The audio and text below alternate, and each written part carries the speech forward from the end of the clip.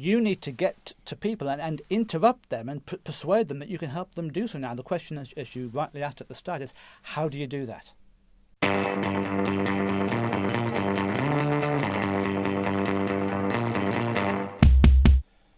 Welcome back, B2B sellers and sales leaders. Great to have you again. I've got Steve Hall with me. Hey, John. Hi, Steve. How are you? Hey, we had a discussion recently, which was the last one we published, which was about the basics for prospecting. And, you know, before we go and talk about each one of those basics individually and on separate interviews, I want to address what I think is the biggest challenge for everybody these days. And we're all so busy. Our customers are extremely busy. And trying to break through to our customer. I can tell you, I sit there working flat out. I'm so busy all the time. I get a phone call that's from a salesperson. I can pick them up within, probably even before they've said a word, but it's certainly after 2 or 3 words. And my immediate reaction is, how do I get rid of this person, right? We're all so busy. Well, let me ask you a question, John. Do you have that same reaction when you get an email from a salesperson? I probably don't even open it. Exactly. So it's a big challenge. I mean, the fact is that everyone's busy these days.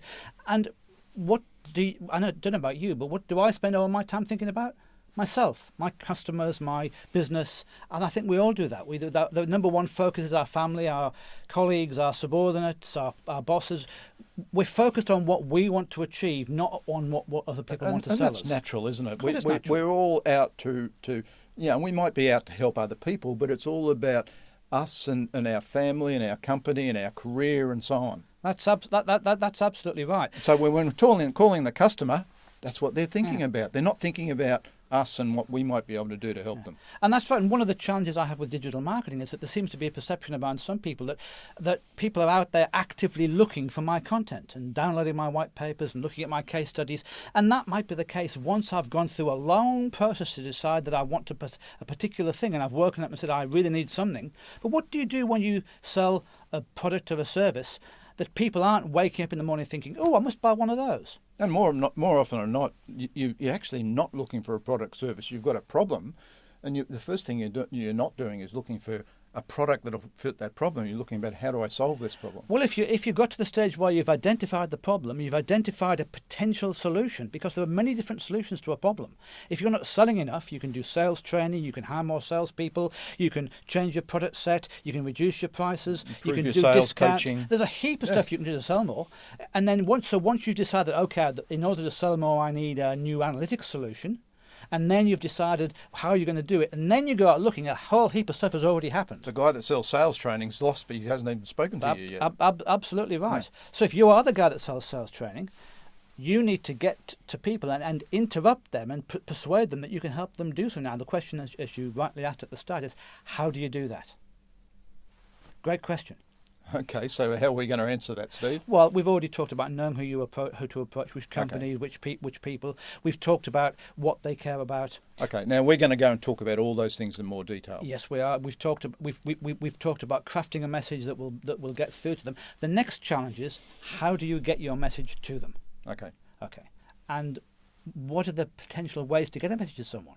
Okay, so the bottom line here is, everybody's super busy. Everybody hasn't got time to talk to everybody that wants to talk to them. So we need to really be very good at this. We need to be good at it, and we need to use multiple channels. I mean, there are many ways to get a message to someone. There's email, obviously. There's LinkedIn emails. There's the phone. There's digital marketing. There are innovative methods. I mean, at one stage I sent bars of soap to 10 people with a message saying, you don't know me from a bar of soap, but I'd like to talk to you. There are many different things that you... That sounds a little bit over the top. I'm a POM, so soap comes naturally to me, you know? Oh, yeah, right.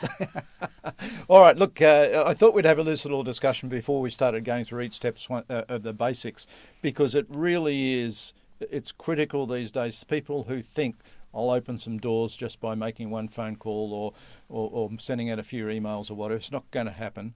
People are super busy. They really haven't got time to even look at your messages or answer the phone. And they probably don't, in some cases, they're not even listening to their voicemails. They're so busy. So look, we need to work out how we craft the message We need to understand what they care about. There's a whole host of things we need to do before we theoretically make that cold call or whatever we want to call it. Steve, let's come back now and talk about those basics one at a time that we talked about before. Well, I'll tell you what, and what's drill probably a down. better idea, John. Why don't we do a little mini case study and just talk about how you would approach a particular situation, and that will cover all of those together. Okay, so next time we come together, we'll do the case study. Yeah. Okay, go and do your homework and give me a call, and when you're ready, we'll do that. Okay, great. You probably don't need to do your homework.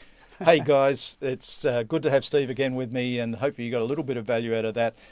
People are super busy. You need to really think about how you prospect and use all the tools and capabilities you've got and know your target audience extremely well. Look forward to the next time, Steve. Me too, John. Better start thinking.